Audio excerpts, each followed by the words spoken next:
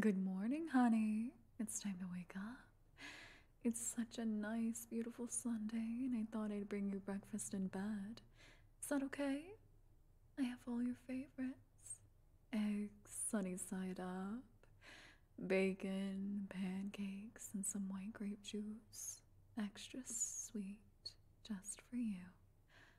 I would stake my pride as a chef on how delicious this is. Besides, I know you love this stuff, so please eat up. You don't look excited. Are you not hungry? Still? You've been acting like that for quite some time, you know. I can't tell if you're feeling unwell or just messing with me, although I'm leaning toward the latter. You really don't want anything, huh? Is it my fault? Do you not like my cooking anymore? Even though you said you always looked forward to it at my restaurant? What changed? Or maybe I'm the one who changed. I did start shopping at a different supermarket. I guess there might be a subtle nuance in the flavor. But I'm surprised you could pick up on something like that. Your palate must be really sophisticated. But your face is telling me I'm wrong. I wonder what it could be then. Oh well, asking you like this won't really get us anywhere. The important thing is that you eat anyway. You have to keep your strength up. Brace yourself. This will sting a bit. Now that's out of the way. Open your mouth. Come on, open up. Please. Honey, I told you, you need to eat. You've been on this weird diet of yours for so long. It can't be healthy. And you know that your health and comfort are my top priorities. Of course I mean that. Why would you think otherwise? The first thing you said all day was a little hurtful. I love you more than anything. So of course I want to keep you healthy. Have I not made that clear? What can I do to prove it to you? Hmm? Should I cook you something else? Do you want me to bake you some desserts this time? Are you just tired of my cooking and want some takeout? Hmm? Because I really don't mind. It's not a problem. Everyone needs a change of pace. You won't, hurt my feelings if you say you want someone else's cooking every once in a while. So will that make you happy? I'm missing the point. Please just explain what's wrong so I can fix it. That's what I do now. I fix things for both of us. So please trust me. You want to go? Go where exactly? Can you be a little bit more specific? The bathroom, the kitchen. Oh, you want to see the view from the porch? It is very scenic. I love to sit out there and just think. Mainly, I think about the future. After you give up on these little games of yours and just let me take great care of you, I'm sure we'll get there one day, and I'm really looking forward to it. But until then, sorry, I got distracted. So, where do you want to go? Home?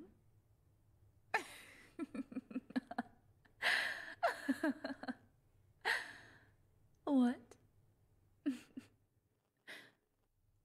What kind of joke is that, dear? Or is it your silly diet finally messing with your memory now, too? This is your home, sweetie. I told you that when I brought you here. But I'll tell you as many times as I need to. This is your home. Our home. A place for the two of us to be happy and free together. Maybe you're not completely sold on the idea, but I think it sounds lovely. You don't feel free? Huh. I get that. I guess it's partially my fault. I just haven't been able to do enough for you. But I swear, the restraints are only temporary. As soon as you truly adjust to our new living situation, I will gladly remove all of them. But for now, it's just, well, it's not safe for us to do that. Not yet, anyway. You're still unwell. You remember, don't you? When I first brought you here, you started thrashing around, trying to hurt me and yourself. That was so scary. So I can't let you do that to yourself again. I just don't know what I would do if you got hurt because of me. Yes, I do understand what I'm doing. I'm making a safe and healthy environment for the two of us. From the beginning, I knew it would be a lot of work. There are new challenges every day. I still make mistakes, but that's what being a couple is all about. Making sacrifices together for a brighter future. Together with the one you love. What do you mean? I've made plenty of sacrifices for you. Not to mention risks. Getting you here wasn't easy. You're lucky we got a taxi driver that didn't care about the state you were in. Plus, there are still times when I have to throw people off our trail. If I didn't spend so much time preparing this, I would have been busted a long while ago. Anyway, please don't question my commitment to this relationship. Understand? Now you're just being dramatic. Don't say you want out of this relationship. I know for a fact you're lying. You can't trick me now, not after what you did and said. There is no way.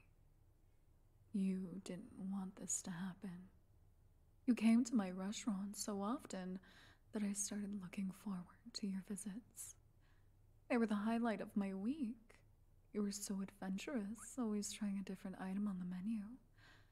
And no matter what you ordered, you would always finish your plate. You would look so full and satisfied. And joy was written all over your face whenever you came by to thank me personally. One day I simply realized, or rather remembered, the entire reason I became a chef was to see someone make a face like that, all because of my cooking. So you see, you made my dream come true, and I wanted to repay you for that kindness. But I know we could both agree that once a week was not enough. So I decided I would become your part-time personal live-in chef and your full-time girlfriend. I'm sure you're tired of hearing that silly joke. But you keep acting like you had nothing to do with this decision. So I have to remind you every time. Not that I mind. It's such an adorable love story. One that I hope never ends. And that's why I need you to eat the food that I prepare for you. I'll get it into your stomach, one way or another. This is your last chance to actually enjoy your meal. No, I won't tell you what that means, but you'll find out if you keep behaving this way. Is that really what you want? Please, just make it easier for yourself and eat. I didn't know you could be so stubborn. I would admire it if it wasn't so detrimental. Just remember, I warned you. I'll be off to the kitchen, and when I get back, you'll wish you listened.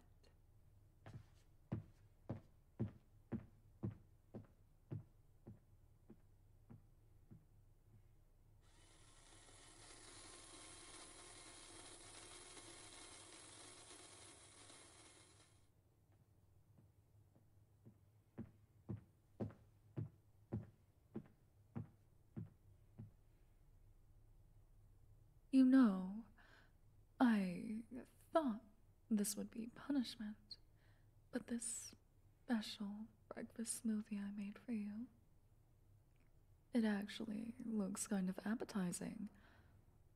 Not that I would drink it, but still, it's full of all the things I brought over here, minus the grape juice. Instead, I substituted about half a cup of my love for you. Sorry, I just couldn't resist. Anyway, you can still make this easy for yourself.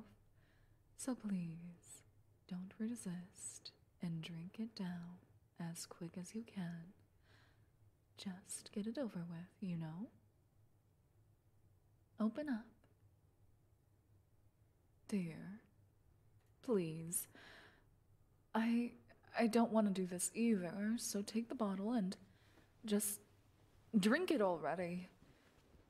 I'll shove it down your throat if I have to. Stop struggling. Just drink the damn smoothie already. You put up quite a struggle for someone so malnourished.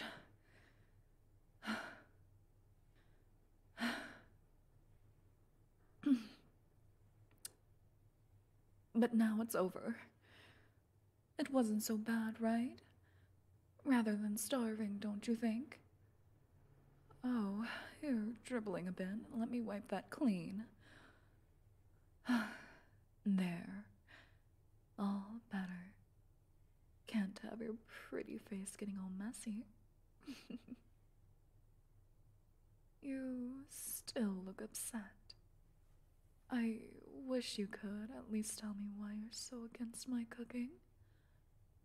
If you did, then I could just fix it and we can move on. So please be honest with me. Worried? Worried about what? Oh. Okay, yeah, that makes sense, actually. I dragged your food once to bring you here, and you're scared I'll do it again. That's only natural. I'm sorry for that. I really am. I was just so desperate to run away with you, but I know you can be a little shy. I thought if I asked you to leave with me, you might say no, even though I knew we both wanted it. So I thought it would be easier if I took the choice out of your hands. I mean, if you didn't seize the opportunity, I'm sure you would have spent your life regretting it. But now, you don't have to worry about that. You don't have to worry about anything, actually. That's what I'm here for. I think we've been here long enough for you to acknowledge how well I've been caring for you, bathing you, pampering you, and of course feeding you, although you tried to resist all of that. The point is, I'm your girlfriend now, and I promise I will never neglect you and your health. Really, the only one who's doing that is you. If you won't take care of yourself, then I'll just have to do it for you. Otherwise, the restraints will stay where they are, as will you. So what do you say? Dear? Honey? You ungrateful little... How dare you say that to me? After all the effort I put into this for you. God, you really are too stubborn for your own good. But I will figure it out. You see, I have a lot more of my special seasonings. The kind that put you to sleep. Those were just the tip of the iceberg. I have some that will make you feel like you're burning from the inside out, or like your stomach is twisting into a knot, or make your mind blank and pliable, so I can make you see things my way. All 100% organic, by the way. And without any major leading side effects, they'll do the job. Don't worry, I won't use any of my really dangerous stuff around you. I don't want to hurt you too badly. No. I'll make sure to save that for... Oh, that's right.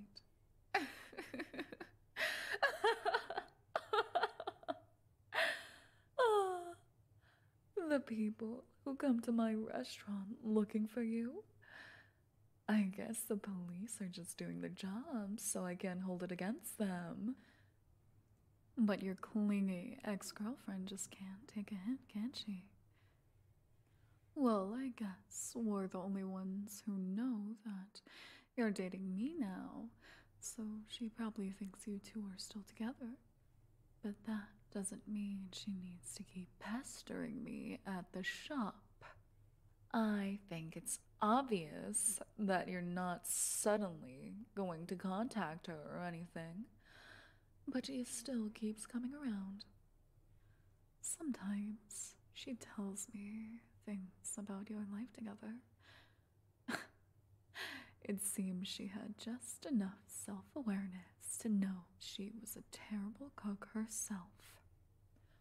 She even considered that the lack of her skill might have scared you away. But most of the time, she came to ask me about you instead. About what you were like when you visited. Why the hell does she need to ask me? She was dating you first, right? Was she really so vapid that she didn't learn anything about you in your time together? I think that would be pretty pathetic. And it would mean I have made the right choice, bringing you here, where you can be properly appreciated. By me, of course. Oh, so yeah. Next time she comes around, I'll have to give her some extra service on the house, of course, and put her out of her self-absorbed misery. But that doesn't mean it'll be quick or painless. how much she suffers is completely up to me. At least it should be. But who knows? I can say she puts me in a good mood. It would be a shame if I accidentally went overboard.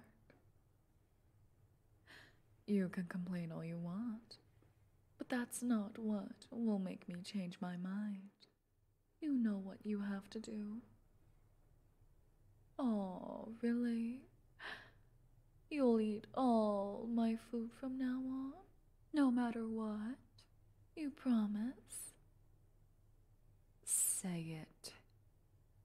Say you promise. That's great, honey. I will be holding you to that. Don't forget now.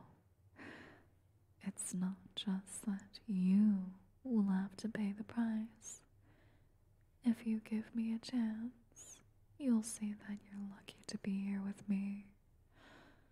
Maybe you don't see it now, but I have plenty of time to change your mind. So, now that you won't give me a hard time anymore, what would you like for dinner? It's a good day, so I'll cook whatever you want. Unless you really want takeout, then I'll order that instead. Just let me know. And you know that all I really want to do is make you happy, right? So tell me what you want for dinner, okay? Oh, that's right. I didn't ask for lunch. But that's because you won't be needing it. Because you're gonna sleep through lunchtime. Like a baby.